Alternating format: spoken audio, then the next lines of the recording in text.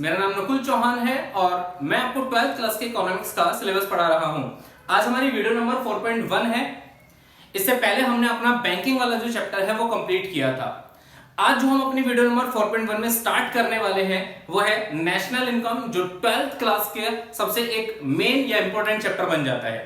इस पूरे चैप्टर की जो वेटेज है वो तुम्हारे सीबीएसई एग्जाम्स के अंदर 10 मार्क्स की है। यह अकेला चैप्टर 10 नंबर के आसपास आता है, जिसमें एक 6 नंबर का एक न्यूमेरिकल क्वेश्चन और 4 नंबर के कोई भी थ्योरेटिकल कांसेप्ट पूछे जा सकते हैं।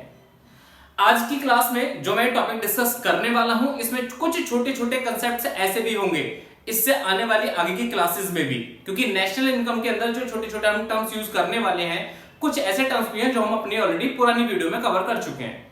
तो इसलिए आपको किसी भी तरीके की कोई कंफ्यूजन ना हो तो हमारी अपनी पहले वाली जो वीडियोस थी उनको पूरी तरीके से देख लीजिए, आगे आपको कोई भी कंफ्यूजन जनरेट नहीं होगी इससे।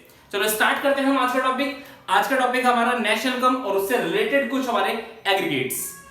इस चैप्टर के अंदर सबसे पहले आपको दो चीजें समझनी होंगी। मैं इस चैप्टर को जब पढ़ाना स्टार्ट कर रहा हूं तो इस चैप्टर के स्टार्टिंग में सबसे पहले आपको दो टर्म्स बताऊंगा। मुझे बुक का सीक्वेंस नहीं पता, ना ही मैं किसी बुक के सीक्वेंस से पढ़ा रहा हूं। मैं सिर्फ ये कह रहा हूं सबसे पहले आप दो चीजें समझो कि फैक्टर इनकम्स क्या होती है और दूसरा ट्रांसफर इनकम्स क्या होती है। फैक्टर इनकम को हिंदी में साधन आय कहा जाता है और ट्रांसफर इनकम को हिंदी में हस्तांतरण आय कहा जाता है। फैक्टर इनकम और ट्रांसफर इनकम में डिफरेंस क्या होता है? देखो, मैंने यहां पर इनका कंप्लीट एक डिफरेंस लिखा है। अगर मैं नॉर्मल वे में डिफाइन करना चाहूं तो ये ध्यान रखना, दो तरीके की पेमेंट्स होती है। एक पेमेंट जो हमारे वर्क के बदले मिलती है और एक पेमेंट जो हमें फ्री ऑफ कॉस्ट मिलती है। अगर मुझे घर वाले मुझे मेरे पॉकेट के लिए कुछ पैसा देते हैं तो इसका मतलब मैं उन्हें कोई सर्विस नहीं दे रहा, ये तो फ्री ऑफ कॉस्ट मुझे पैसा मिल रहा है। बट अगर मैं कहता हूं मैं कहीं पढ़ा रहा हूं, पढ़ाने के बदले मुझे पैसा मिल रहा है, तो ये मेरी एक सर्विस के बदले पैसा मिला, ये दूसरी पेमेंट है। मैं इन्हीं दो पेमेंट्स की बात कर रहा हूं। एक पेमेंट जो सिर्फ वन साइड से ट्रांसफर होगी, उसका अदर साइड से कोई भी सर्विस, कुछ भी चीज नहीं दी जाएगी। बट अगर मैं सेकंड वाले की बात करूं तो ये बायलेटरल रहेगी। बायलेटरल मींस एक तरफ से सर्विस है और दूसरी तरफ से उसकी पेमेंट है। इन्हीं दो तरीके की एक्चुअल में हम अर्निंग की बात करने वाले हैं। इन्हीं दो तरीके की पेमेंट्स की हम बात करने वाले हैं। स्टार्ट करते हैं। फैक्टर इनकम और ट्रांसफर इनकम में जो डिफरेंस है, मैंने बताया था जब भी तुम्हें डिफरेंस लिखना है तो तुम्हें प्रेजेंटेशन ये बनानी है जिसके अंदर सबसे पहला कॉलम बेस बनाया जाएगा, बाद के जो कॉलम्स हैं जिसमें डिफरेंस बताना है उनके तुम्हें पार्ट बनाकर दिखाने। सबसे पहले हमें क्या करना है, जब भी किसी भी चीज का मीनिंग लिखेंगे, जब भी किसी में डिफरेंस लिखेंगे तो सबसे पहला टर्म क्या लिखना है तुम्हें? मीनिंग। हमेशा ये ध्यान रखो, दो चीजों में डिफरेंस लिखने के लिए सबसे पहले हमें यूज करना है वर्ड मीनिंग को। ठीक है, मीनिंग क्या है? It is the income. जो फैक्टर इनकम है वो क्या है? It is the income received by factor of production. ऐसी इनकम है जो किसके द्वारा रिसीव होती है? Factor of production. Factor of production का मतलब होता है उत्पादन के साधन। अब जैसे मैं बोलता हूं प्रोडक्शन करने में किस किस चीज को यूज कराता है? लैंड, जमीन यूज होती है, लेबर, कैपिटल, इन सारे टर्म्स को यूज करते हैं। Land, labour, capital, entrepreneurship. मैं ऑलरेडी इन चीजों के बारे में पुरानी वीडियो में बता चुका हूं। ये हमारे फैक्टर ऑफ प्रोडक्शन है। अगर मैं बोलता हूं मैंने क्या करना, लेबर यूज करी, तो लेबर को मुझे क्या करना पड़ेगा? वेजेस पे करना पड़ेगा। लेबर मुझे सर्विस देगी, मैं उसके बदले उन्हें वेजेस दूंगा। ये क्या है? फैक्टर ऑफ प्रोडक्शन के बदले दी जाने वाली एक पेमेंट। क्लियर है? अगर मैं फैक्टर ऑफ प्रोडक्शन में यूज करता हूं लैंड को, तो लैंड अगर दी जाएगी तो लैंड के बदले रेंट रिसीव होगा। तो ये क्या है? फैक्टर ऑफ प्रोडक्शन के बदले मिलने वाली इनकम। मैं सिंपल वे में ये कह रहा हूं कि जब कभी फैक्टर ऑफ प्रोडक्शन के बदले हमें कोई भी इनकम रिसीव होती है तो वो क्या कहलाती है? हमारी factor income. It is the income received by factor of production for rendering factor services. हाँ, फैक्टर इनकम से हमें फैक्टर इनकम जब मिलेगी तो इसका मतलब हमने सर्विसेज क्या करी है? रेंडर करी है, सर्विसेज दी है in the process of production. जब प्रोडक्शन प्रोसेस के अंदर तुम सर्विसेज देते हो तो सर्विस के बदले मिलने वाली इनकम को क्या नाम दिया जाएगा? Factor income. बट अगर मैं कहता हूं तुमने प्रोडक्शन प्रोसेस में कोई सर्विस नहीं दी और फ्री ऑफ कॉस्ट तुम्हें कोई पैसा मिल गया, तो वो क्या कहलाएगी? Transfer income. क्लियर है? It refers to the income, ये एक ऐसी इनकम है received without rendering any production service. जब तुम किसी भी प्रोडक्शन सर्विस को नहीं देते तो बिना प्रोडक्शन सर्विस दिए ही अगर तुम्हें इनकम रिसीव होती है तो वो कहलाती है क्या? Transfer income. क्लियर? सेकंड आता है तुम्हारा इसमें नेचर ऑफ पेमेंट। पेमेंट कैसी होगी? इसके अंदर तुमने सर्विस दी, सर्विस के बदले पेमेंट मिली, तो इसका मतलब क्या है? ये बायलेटरल है, दोनों तरफ से वर्क हुआ है, तो इसको कहा जाता है, इसका नेचर कैसा होगा? बायलेटरल। बट अगर मैं ट्रांसफर इनकम की बात करूं तो ट्रांसफर इनकम में क्या होता है? एक तरफ से पेमेंट जाती है बट दूसरी तरफ से हमें कुछ नहीं मिला, दूसरी तरफ से हमें कोई सर्विस नहीं मिला, कोई भी प्रोडक्शन एक्टिविटी में उसका पार्टिसिपेशन नहीं था, तो इसे नाम दिया गया कौन सा नेचर? यूनिलेटरल। ये वन साइडेड है इसलिए इसे यूनिलेटरल कहा गया, ये डबल साइडेड है इसलिए इसे बाइलेटरल कहा गया। एक पक्षीय और दो पक्षीय बोलते हैं। तीसरा आता है कंसेप्ट। अगर मैं इसकी बात करूं तो ये अर्निंग कंसेप्ट है, हम कमाने के लिए इस कंसेप्ट की बात कर रहे हैं। भाई सर्विस दोगे तो सर्विस किस लिए दी गई, क्योंकि हम अर्निंग करना चाहते हैं, तो हम कह सकते हैं फैक्टर इनकम एक अर्निंग कंसेप्ट होता है। बट अगर मैं ट्रांसफर इनकम की बात करूं तो ये सिर्फ एक रिसिप्ट कंसेप्ट है, हमने कमाने के लिए कुछ नहीं करा, हमें सिर्फ रिसीव हुआ है, तो सिर्फ एक रिसिप्ट बेसिस पर चलेगा, तो कहा जाएगा ये एक रिसिप्ट कंसेप्ट होता है। रिसिप्ट के बाद अगर सॉरी कंसेप्ट के बाद आता है receipt. It is received by factor of production, ये ऑलरेडी हम बता चुके हैं। ये रिसीव्ड होता है किसके द्वारा, फैक्टर ऑफ प्रोडक्शन के द्वारा। तुम फैक्टर ऑफ प्रोडक्शन को यूज करोगे तभी जाकर तुम्हें ये इनकम से रिसीव होंगी। बट अगर मैं इसकी बात करूं तो it is generally received by households and government. ये मोस्टली किसके द्वारा रिसीव होगा, या तो हाउसहोल्ड्स के द्वारा या फिर गवर्नमेंट के द्वारा। कैसे, गवर्नमेंट को टाइम टाइम पर म्यूचुअल हेल्प मिलती रहती है। एक्चुअल में क्या है, ये जो हेल्प की तरीके से पैसा प्रोवाइड हुआ ये वन साइडेड होता है। हाउस होल्ड्स को बार बार, मैं अभी एग्जांपल दे रहा था, मैं किसी स्कूल में पढ़ता हूं और मुझे स्कॉलरशिप मिली तो फ्री ऑफ कॉस्ट मिली, मैंने कोई सर्विस नहीं दी, हाउस होल्ड्स को मिलने वाला पैसा। हाउस होल्ड्स और गवर्नमेंट्स को मोस्टली जो है ट्रांसफर इनकम ये जनरली रिसीव होती है। मैं ये नहीं कह रहा सिर्फ इन्हीं को मिलेंगी, मिल और भी किसी को सकती है, बट जनरली अगर देखा जाए तो हाउस होल्ड और गवर्नमेंट ही जिसको सबसे ज्यादा ट्रांसफर इनकम रिसीव होती है। फिर इसके बाद आता है एस्टिमेशन ऑफ नेशनल इनकम। जब हम नेशनल इनकम की बात करते हैं, जो मैं पॉइंट बता रहा हूं ध्यान रखना, नेशनल इनकम के सारे मेथड्स के अंदर इसका एक बहुत बड़ा रोल होगा।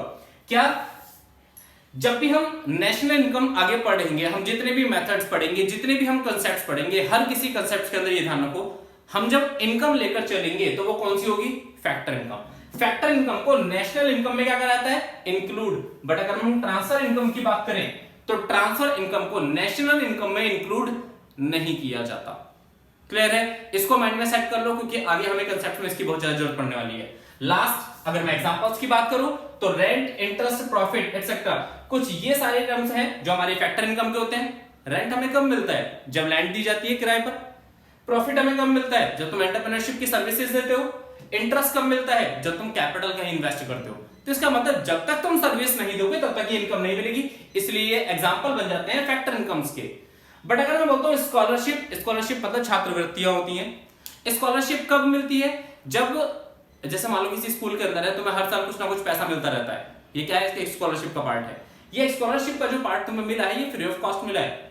Help provide to victims, paper में क्वेश्चन आया हुआ है, काफी टाइम पहले आया था, कुछ साल हो चुके हैं, 8-10 साल पहले मे भी शायद क्वेश्चन था, help provide to tsunami victims या help provide to Kedarnath victims.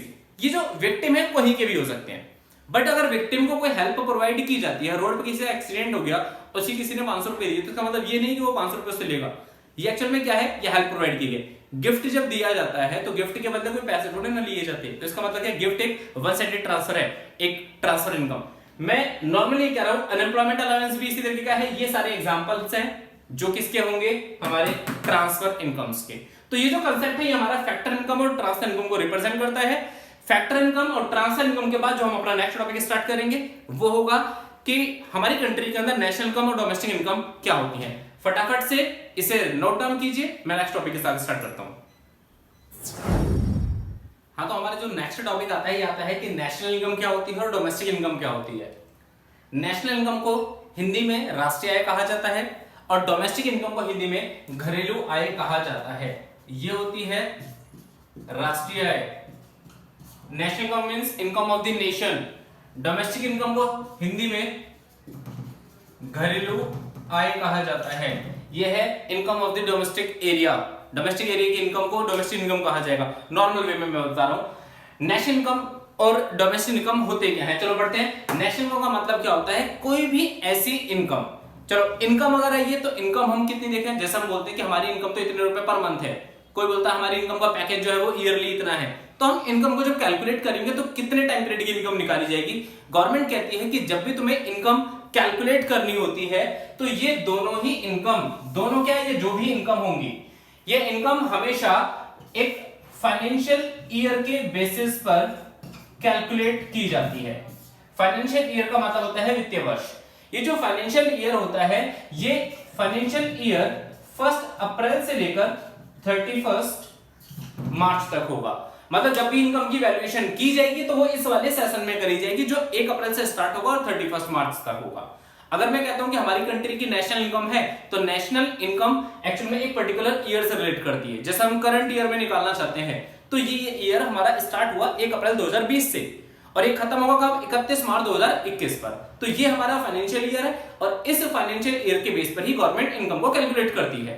ठीक है, चलो आते हैं नेशनल इनकम। नेशनल इनकम होती क्या है? It is national income is sum total of, national income जो है वो टोटल है किस चीज का?